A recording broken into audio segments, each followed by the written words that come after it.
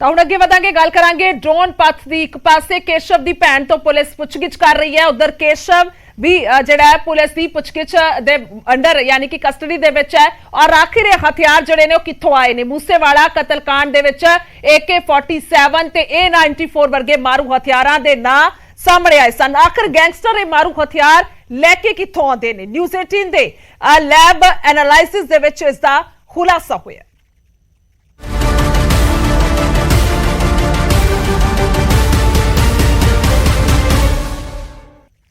ਸੋ ਕੀ ਮੂਸੇਵਾਲਾ ਨੂੰ ਮਾਰਨ ਦੇ ਲਈ ਪਾਕਿਸਤਾਨ ਤੋਂ ਹਥਿਆਰ ਆਏ ਸਨ? ਪੰਜਾਬ ਪੁਲਿਸ ਗੈਂਗਸਟਰ ਕੇਸ਼ਵ ਤੋਂ ਇਸ ਬਾਰੇ ਪੁੱਛਗਿੱਛ ਲਗਾਤਾਰ ਕਰ ਰਹੀ ਹੈ ਔਰ ਨਿਊਜ਼ 18 ਦੀ ਲੈਬ ਐਨਾਲਾਈਸਿਸ ਦੇ ਰਿਪੋਰਟ ਦੇ ਵਿੱਚ ਵੀ ਖੁਲਾਸਾ ਹੋਇਆ ਕਿ ਪੰਜਾਬ ਦੇ ਗੈਂਗਸਟਰਾਂ ਨੂੰ ਹਥਿਆਰ ਜਿਹੜੇ ਨੇ ਉਹ ਪਾਕਿਸਤਾਨ ਤੋਂ प्रोवाइड करवाए जाते हैं और भी ड्रोन के जरिए। सो बड़ी खबर से एक बार नजर पा लेने मूसेवाला दे लिए पाक तो आए सन हथियार। न्यूज़ 18 के वालों ड्रोन फ्लाइट रूट ਨੂੰ ਲੈ ਕੇ ਵੱਡੇ ਖੁਲਾਸੇ ਹੋ ਰਹੇ ਨੇ। ਗੈਂਗਸਟਰ ਕੇਸ਼ਵ ਤੋਂ ਜਿਹੜੀ ਹੈ ਉਹ ਪੁੱਛਗਿੱਛ ਕੀਤੀ ਜਾ ਰਹੀ ਹੈ ਕਿ ਆਖਰਕਾਰ ਹਥਿਆਰਾਂ ਦੀ ਸਪਲਾਈ ਕਿੱਥੋਂ ਹੁੰਦੀ ਹੈ, ਕਿਉਂਕਿ A-94 ਵਰਤੀ ਜਾਣੀ ਇਹ ਵੱਡਾ ਹਥਿਆਰ ਰਸ਼ੀਅਨ ਵੈਪਨ ਲਗਾਤਾਰ ਲੋਕ ਵੀ ਇਸ ਦਾ ਜ਼ਿਕਰ ਕਰ ਰਹੇ ਨੇ ਕਿ ਕਿੱਥੋਂ ਆਏ ਨੇ। ਨਿਊਜ਼ 18 ਐਨਾਲਾਈਸਿਸ ਦੇ ਵਿੱਚ ਵੱਡੇ ਖੁਲਾਸੇ ਹੁੰਦੇ ਹੋਏ ਨਜ਼ਰ ਆਏ ਨੇ ਕਿ ਆਖਰਕਾਰ ਪਾਕਿਸਤਾਨ ਤੋਂ ਜਿਹੜੀ ਹੈ ਸਪਲਾਈ ਇਹਨਾਂ ਹਥਿਆਰਾਂ ਦੀ ਹੁੰਦੀ ਹੈ। ਹਥਿਆਰਾਂ ਦੀ ਤਸਕਰੀ ਜਿਹੜੀ ਹੈ ਉਹ ਹੁੰਦੀ ਹੈ। ਖਾਸ ਤੌਰ ਤੇ ਜੇਕਰ ਜ਼ਿਕਰ ਕੀਤਾ ਜਾਏ ਇਹ ਵੱਡੇ ਹਥਿਆਰ ਜਿਹੜੇ ਨੇ ਡਰੋਨ ਦੇ ਜ਼ਰੀਏ, ਕਿਉਂਕਿ ਲਗਾਤਾਰ ਡਰੋਨ ਦੀ ਜਿਹੜੀ ਹੈ ਉਹ ਕਾਰਵਾਈ ਵੇਖੀ ਜਾਂਦੀ ਹੈ। ਡਰੋਨ ਜਿਹੜੇ ਵੇਖੇ ਜਾਂਦੇ ਨੇ BSF ਦੇ ਵੱਲੋਂ ਤੁਰੰਤ ਬੇਸ਼ੱਕ ਉਹਨਾਂ ਤੇ ਕਾਰਵਾਈ ਕਰ ਦਿੱਤੀ ਜਾਂਦੀ ਹੈ, ਪਰ ਉਸ ਤੋਂ ਬਾਅਦ ਕੀ ਕੁਝ ਤਸਵੀਰ ਹੁੰਦੀ ਹੈ यानी कि ਕੀ ਕੁਝ ਉੱਥੋਂ ਸਪਲਾਈ ਹੋਇਆ ਹੁੰਦਾ, ਇਸ ਨੂੰ ਲੈ ਕੇ ਵੀ ਇਨਵੈਸਟੀਗੇਸ਼ਨ ਲਗਾਤਾਰ BSF ਔਰ ਪੁਲਿਸ ਸਾਂਝੇ ਆਪਰੇਸ਼ਨ ਦੇ ਦੌਰਾਨ ਕਰਦਾ। ਖੇਤਾਂ ਦੇ ਵਿੱਚ ਭਾਲ ਕੀਤੀ ਜਾਂਦੀ ਹੈ ਕਿ ਕੀ ਕੁਝ ਸੁੱਟਿਆ ਗਿਆ। ਸੋ ਕਿਤੇ ਨਾ ਕਿਤੇ ਹੁਣ ਨਿਊਜ਼ 18 ਐਨਾਲਾਈਸਿਸ ਦੇ ਵਿੱਚ ਵੱਡੇ ਖੁਲਾਸੇ ਹੁੰਦੇ ਹੋਏ ਨਜ਼ਰ ਆ ਰਹੇ ਨੇ ਕਿ ਪੰਜਾਬ ਤੋਂ ਪਾਕ ਭੇਜੇ ਜਾਂਦੇ ਨੇ ਡਰੋਨ ਔਰ ਪੰਜਾਬ ਤੋਂ ਪਾਕ ਜਿਹੜੇ ਡਰੋਨ ਭੇਜੇ ਜਾਂਦੇ ਨੇ ਉਹਨਾਂ ਦੇ ਵਿੱਚ ਬਾਕਾਇਦਾ ਸਪਲਾਈ ਹੁੰਦੀ ਹੈ। यानी कि ਇੱਕ ਵੱਡਾ ਨੈਕਸਸ ਹੈ। ਬਹੁਤ ਸਾਰੇ ਲੋਕ ਜਿਹੜੇ ਨੇ ਪੰਜਾਬ ਦੇ ਵਿੱਚ ਅਜਿਹੇ ਕਹਿ ਸਕਦੇ ਆ ਸ਼ਰਾਰਤੀ ਅੰਸਰ ਅਜਿਹੇ ਵੱਡੇ ਜਿਹੜੇ ਜਿਸ ਤਰ੍ਹਾਂ ਦੇ ਨਾਲ ਲਿਪਤ ਹੋਏ ਨੇ ਨਾ ਹਾਲਾਤਾਂ ਦੇ ਵਿੱਚ। ਸੋ ਉਹਨਾਂ ਦੇ ਵੱਲੋਂ ਇਹ ਕਾਰਵਾਈ ਜਿਹੜੀ ਹੈ ਉਸ ਦੇ ਵਿੱਚ ਸ਼ਮੂਲੀਅਤ ਕੀਤੀ ਜਾਂਦੀ ਹੈ। एक बार ग्राफिक के जरिए देखते हैं, पंजाब के अंदर पैर पसार चुके ने पाकिस्तानी अतवादी। पाकिस्तान तो ड्रोन आते नहीं जाते भी ने, बड़ा खुलासा हुआ है। हथियार ड्रग्स की लगातार तस्करी हो रही है। बहुत बड़े सवाल ने, हथियार लैंड पंजाब तो पाकिस्तान जाते ने ड्रोन और वापस आके उत्थे सप्लाई होंदी है। पंजाब की जमीन तो उड़ान करते ने ड्रोन, क्योंकि हुण तक इसी सिर्फ कि पाकिस्तान तो ही आते हैं। पंजाब के अंदर पैर पसार चुके हैं पूरे पाकिस्तानी अतवादी, यानी कि पूरी ग्राउंड जी उन्होंने मिलती हुई नजर आ रही है। और सिर्फ एक आना ही पाकिस्तान तो ड्रोनों का काफ़ी नहीं लग रहा, बल्कि ये खुलासे हो रहे हैं कि पंजाब तो भी ये ड्रोन जा रहे हैं। तो पंजाब के अंदर पूरी तरह के पैर पसार चुके हैं और पाकिस्तानी अतवादी ਜਿਹੜੇ ਨੇ ਇਸ ਤਰ੍ਹਾਂ ਦੀਆਂ ਕਾਰਵਾਈਆਂ ਨੂੰ ਲਗਾਤਾਰ ਅੰਜਾਮ ਦੇ ਰਹੇ ਨੇ। ਪਾਕਿਸਤਾਨ ਤੋਂ ਡਰੋਨ ਆਉਂਦੇ ਹੀ ਨਹੀਂ ਬਲਕਿ ਜਾਂਦੇ ਵੀ ਨੇ ਔਰ ਹਥਿਆਰ ਡਰੱਗਸ ਇਹ ਲਗਾਤਾਰ ਸਪਲਾਈ ਹੋ ਰਿਹਾ। ਨਸ਼ੇ ਦਾ ਵੱਡਾ ਮੁੱਦਾ ਹੈ, ਹਥਿਆਰਾਂ ਦੀ ਸਪਲਾਈ ਜਿਸ ਤਰ੍ਹਾਂ ਦੇ ਨਾਲ ਹੋ ਰਹੀ ਹੈ। ਕਰਨਾਲ ਤੋਂ ਬਰਾਮਦਗੀ ਹੋਈ, ਮੋਹਾਲੀ ਦੇ ਇੰਟੈਲੀਜੈਂਸ ਦਫ਼ਤਰ ਤੇ ਜਿਸ ਤਰ੍ਹਾਂ ਦੇ ਨਾਲ ਵੱਡਾ ਧਮਾਕਾ ਹੋਇਆ, ਤਾਂ ਹੁਣ ਮੂਸੇਵਾਲਾ ਦਾ ਇੱਕ ਕਤਲ ਲਗਾਤਾਰ ਇੱਕ ਤੋਂ ਬਾਅਦ ਇੱਕ ਵਾਰਦਾਤਾਂ। ਜੇਕਰ ਹਾਲ ਹੀ ਦੀਆਂ ਗੱਲ ਕੀਤੀ ਜਾਵੇ, ਇਸ ਤੋਂ ਪਹਿਲਾਂ ਬਹੁਤ ਸਾਰੀਆਂ ਵਾਰਦਾਤਾਂ ਸਾਹਮਣੇ ਆਈਆਂ ਨੇ ਔਰ ਲਗਾਤਾਰ ਜਿਹੜੇ ਲੋਕਾਂ ਨੂੰ ਕਸਟਡੀ ਦੇ ਵਿੱਚ ਲਿਆ ਜਾਂਦਾ, ਜਿਨ੍ਹਾਂ ਨੂੰ ਗ੍ਰਿਫਤਾਰ ਕੀਤਾ ਜਾਂਦਾ, ਤਾਂ ਉਹਨਾਂ ਤੋਂ ਵੀ ਖੁਲਾਸੇ ਹੁੰਦੇ ਨੇ ਕਿ ਆਖਰਕਾਰ ਉਹਨਾਂ ਦੇ ਵੱਲੋਂ ਵੀ ਹਥਿਆਰ ਜਿਹੜੇ ਨੇ ਜ਼ਮੀਨ ਦੇ ਵਿੱਚ ਦੱਬੇ ਜਾਂਦੇ ਨੇ। ਬਹੁਤ ਵਾਰ ਵੇਖਿਆ ਗਿਆ ਜਿਹੇ ਕਈ ਮਾਮਲੇ ਜਿਹੜੇ ਨੇ ਹੁਣ ਤੱਕ ਸਾਹਮਣੇ ਆ ਚੁੱਕੇ ਨੇ। ਸੋ ਇੱਕ ਵੱਡਾ ਮੁੱਦਾ ਜੇਕਰ ਗੱਲ ਕੀਤੀ ਜਾਵੇ ਹਥਿਆਰਾਂ ਦੀ ਸਪਲਾਈ ਦਾ ਔਰ ਡਰੋਨ ਜਿਹੜੇ ਨੇ, ਸਭ ਤੋਂ ਵੱਡਾ ਮਸਲਾ ਹੁਣ ਇਹ ਨਜ਼ਰ ਆ ਰਿਹਾ ਕਿ ਡਰੋਨ ਸਿਰਫ ਆਉਂਦੇ ਹੀ ਨਹੀਂ ਬਲਕਿ ਪੰਜਾਬ ਤੋਂ ਵੀ ਜਾਂਦੇ ਨੇ। यानी कि ਜ਼ਮੀਨ ਤੋਂ ਜਿਹੜੇ उड़ते ने ड्रोन, पंजाब की जमीन तो उड़ के उत्थे पहुंचते हैं, उन्होंने सप्लाई होंगी है, उस तो बाद वापस आके सप्लाई करते हैं। लोडिंग अनलोडिंग का काम जो चल रहा है, सीधे अगर सौखे भाषा के अगर शब्दों के इस्तेमाल की गल की जाए तो सीधे तौर पर बहुत ही बड़ा एक नैटवर्क है। ये खुलासे हो रहे हैं और एक केस स्टडी के खुलासे होंगे हुए नजर आ रहे। ड्रोन के नाल बनी 10 किलो हैरोइन जी है वो बरामद होंगी है। पंजाब तो ही ड्रोन जो भेजा गया सी जिस दे विच 10 किलो हैरोइन बरामद हुई।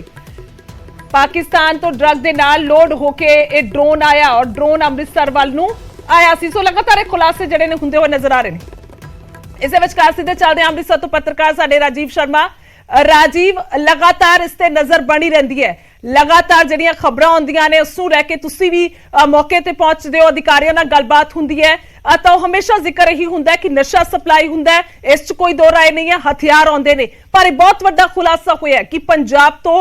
ड्रोन जा रहे हैं और आके इत्थे सप्लाई करते हैं। सब तो पहला की कुछ मुढ़ली जानकारी? जी बिल्कुल गुरजोत, सब तो पहला तो मैं दसना चाਹੁੰਦਾ कि ਜਦੋਂ ਵੀ ਡਰੋਨ ਜਿਹੜੇ ਨੇ ਉਹ ਬਰਾਮਦ ਹੁੰਦੇ ਨੇ ਜਾਂ ਫਿਰ ਉਹਨਾਂ ਨੂੰ ਦੇਖਿਆ ਜਾਂਦਾ ਤਾਂ ਜਿਹੜੇ ਜ਼ਿਲ੍ਹਾ ਪੱਧਰ ਦੇ ਅਧਿਕਾਰੀ ਨੇ ਜਾਂ ਸਟੇਟ ਪੱਧਰ ਦੇ ਅਧਿਕਾਰੀ ਨੇ ਤਾਂ ਉਹ ਜ਼ਿਆਦਾ ਜਾਣਕਾਰੀ ਮੀਡੀਆ ਦੇ ਨਾਲ ਸਾਂਝੀ ਨਹੀਂ ਕਰਦੇ, ਪਰ ਇਹ ਕੇਂਦਰ ਲੈਵਲ ਦੇ ਔਰ ਪੰਜਾਬ ਦੇ ਸੀਨੀਅਰ ਜਿਹੜੇ ਅਧਿਕਾਰੀ ਨੇ ਉਹਨਾਂ ਦੇ ਹਵਾਲੇ ਤੋਂ ਇਹ ਸਾਰੀ ਜਾਣਕਾਰੀ ਜਿਹੜੀ ਮਿਲੀ ਹੈ ਔਰ ਇਹ ਕਾਫੀ ਹੈਰਾਨ ਕਰਨ ਵਾਲੀ, ਕਿਉਂਕਿ ਹੁਣ ਤੱਕ ਇਹ ਤਾਂ ਜ਼ਰੂਰ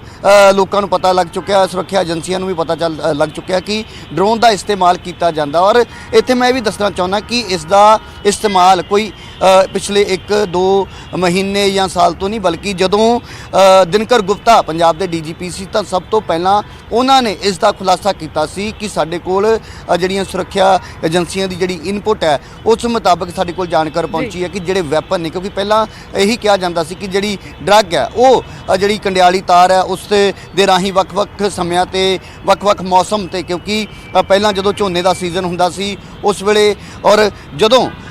ਪੰਜਾਬ ਦੇ ਵਿੱਚ ਠੰਡ ਦਾ ਮੌਸਮ ਹੁੰਦਾ ਹੈ, ਜਦੋਂ ਧੁੰਦ ਬਹੁਤ ਜ਼ਿਆਦਾ ਹੁੰਦੀ ਹੈ, ਕੋਰੇ ਦਾ ਫਾਇਦਾ ਲੈ ਕੇ ਡਰੱਗ ਭੇਜੀ ਜਾਂਦੀ ਸੀ। ਪਰ ਹੁਣ ਜਿਹੜੀ ਜਾਣਕਾਰੀ ਮਿਲੀ ਹੈ ਕਿ ਡਰੋਨ ਸਿਰਫ ਪਾਕਿਸਤਾਨ ਤੋਂ ਨਹੀਂ ਆ ਰਹੇ ਬਲਕਿ ਭਾਰਤ ਵਾਲੇ ਪਾਸਿਓਂ ਵੀ ਡਰੋਨ ਜਿਹੜੇ ਨੇ ਉੱਧਰ ਭੇਜੇ ਜਾਂਦੇ ਨੇ ਔਰ ਬਕਾਇਦਾ ਪਹਿਲਾਂ ਜਿਹੜੀ ਹੈ ਸੋਸ਼ਲ ਮੀਡੀਆ ਦੇ ਜ਼ਰੀਏ ਜਾਣਕਾਰੀ ਇਕੱਤਰ ਕੀਤੀ ਜਾਂਦੀ, ਉਸ ਦੀ ਲੋਕੇਸ਼ਨ ਜਿਹੜੀ ਹੈ ਉਹ ਮੰਗਵਾਈ ਜਾਂਦੀ ਔਰ ਉਸ ਤੋਂ ਬਾਅਦ ਉਸ ਲੋਕੇਸ਼ਨ ਨੂੰ ਉਸ ਦੇ ਵਿੱਚ ਫੀਡ ਕਰਕੇ ਸਿੱਧਾ ਉਸ ਥਾਂ ਤੇ ਡਰੋਨ ਭੇਜਿਆ ਜਾਂਦਾ ਔਰ ਉਸ ਦੇ ਰਾਹੀਂ ਜਿਹੜਾ ਸਮਾਨ ਹੈ, ਹਾਲਾਂਕਿ ਕਈ ਵਾਰ ਸੁਰੱਖਿਆ ਏਜੰਸੀਆਂ ਜਿਹੜੀਆਂ ਨੇ ਅਜਿਹੇ ਖੁਲਾਸੇ ਵੀ ਕਰ ਚੁੱਕੀਆਂ ਨੇ ਔਰ ਬੀਤੇ ਦਿਨਾਂ ਦੇ ਵਿੱਚ ਵੀ ਇੱਕ ਬਹੁਤ ਵੱਡਾ ਡਰੋਨ, ਤਾਂ ਇੱਥੇ ਜਦੋਂ ਡਰੋਨ ਦਾ ਜ਼ਿਕਰ ਆਉਂਦਾ ਤਾਂ ਅਸੀਂ ਸ਼ਾਇਦ ਜਿਹੜੇ ਵਿਆਹ ਸ਼ਾਦੀਆਂ ਦੇ ਵਿੱਚ ਛੋਟੇ-ਛੋਟੇ ਡਰੋਨ ਉੱਡਦੇ ਨਜ਼ਰ ਆਉਂਦੇ ਨੇ ਤਾਂ ਅਸੀਂ ਉਸ ਨੂੰ ਜਿਹੜਾ ਦਿਮਾਗ ਦੇ ਵਿੱਚ ਲਿਆ ਕੇ ਸੋਚਦੇ, ਪਰ ਜਿਹੜਾ ਡਰੋਨ ਬੀਤੇ ਦਿਨੀ BSF ਨੇ ਪ੍ਰੈਸ ਕਾਨਫਰੰਸ ਦੇ ਰਾਹੀਂ ਦਿਖਾਇਆ ਸੀ ਤਾਂ ਉਸ ਦਾ ਜਿਹੜੀ ਉਸ ਦੀ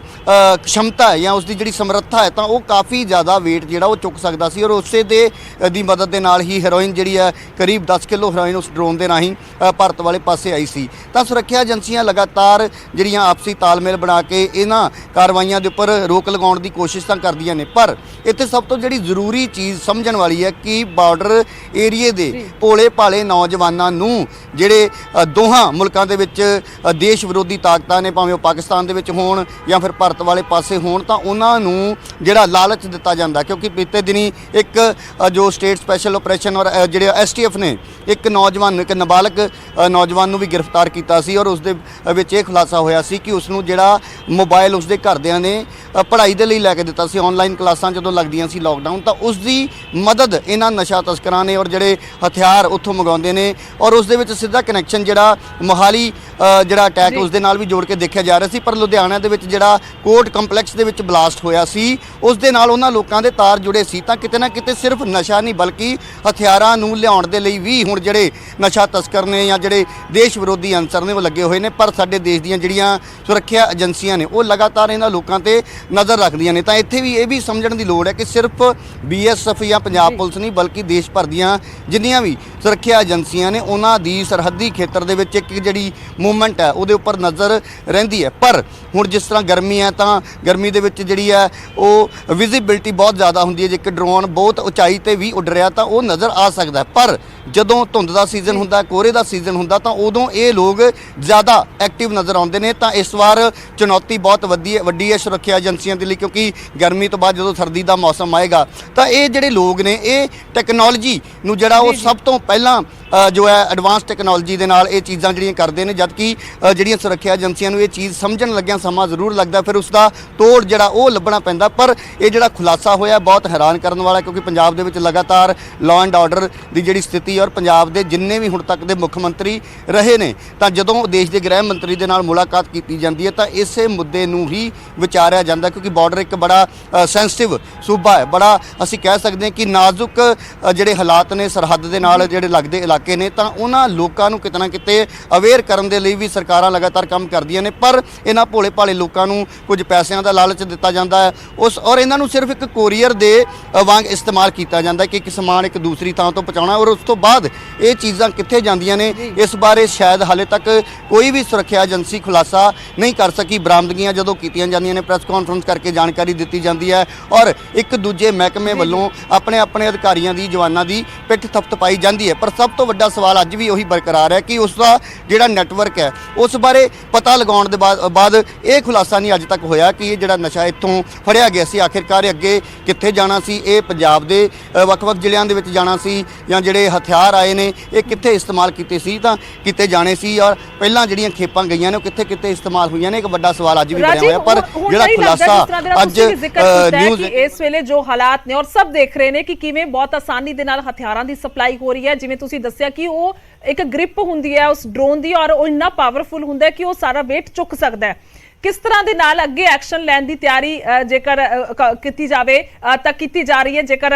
ਪੁਲਿਸ ਦੀ ਗੱਲ ਕੀਤੀ ਜਾਵੇ ਜਾਂ BSF ਦੀ ਗੱਲ ਕੀਤੀ ਜਾਵੇ, ਆਪਣੇ ਪੱਧਰ ਤੇ ਕੀ ਕੰਮ ਕਰ ਰਹੇ ਨੇ? ਸਭ ਤੋਂ ਪਹਿਲਾਂ ਤਾਂ ਇਹ ਵੀ ਹੈ ਸਵਾਲ, ਔਰ ਦੂਸਰਾ ਇਹ ਹੈ ਕਿ ਸਰਹੱਦ ਤੇ ਜਿਹੜੇ ਇਲਾਕੇ ਨੇ, ਅੰਮ੍ਰਿਤਸਰ ਦੀ ਗੱਲ ਕਰ ਲਓ, ਤਰਨਤਾਰਨ, ਫਾਜ਼ਿਲਕਾ, ਫਿਰੋਜ਼ਪੁਰ, ਤਾਂ ਲੋਕਾਂ ਨੂੰ ਕਿਵੇਂ ਅਵੇਅਰ ਕੀਤਾ ਜਾਏਗਾ? ਹਾਲਾਂਕਿ ਕੁਝ ਲੋਕ ਤੁਸੀਂ ਦੱਸ ਰਹੇ ਹੋ ਲਾਲਚ ਪੈਸਿਆਂ ਦੇ ਆ ਕੇ ਇਸ ਦੇ ਵਿੱਚ ਇਨਵੋਲਵ ਹੋ ਰਹੇ ਨੇ ਕਿ ਬਹੁਤ ਵੱਡਾ ਇੱਕ ਮਸਲਾ ਹੈ, ਇਹ ਟੀਚਾ ਰਹੇਗਾ।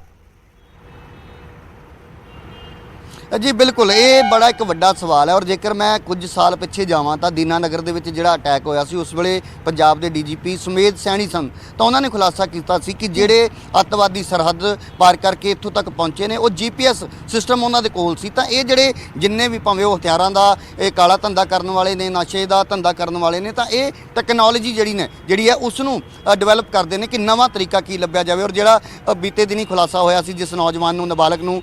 ਗ੍ਰਿਫਤਾਰ ਕੀਤਾ ਗਿਆ ਸੀ, ਕਿ ਪੁੱਛਗਿੱਛ ਦੇ ਵਿੱਚ ਉਸ ਦੀ ਕੋਈ ਸਿੱਧੀ ਸ਼ਮੂਲੀਅਤ ਨਹੀਂ ਪਾਈ ਗਈ, ਪਰ ਇਹ ਲੋਕ ਇੰਨੇ ਸ਼ਾਤਰ ਹੁੰਦੇ ਨੇ ਤਾਂ ਸਿਰਫ ਤੇ ਸਿਰਫ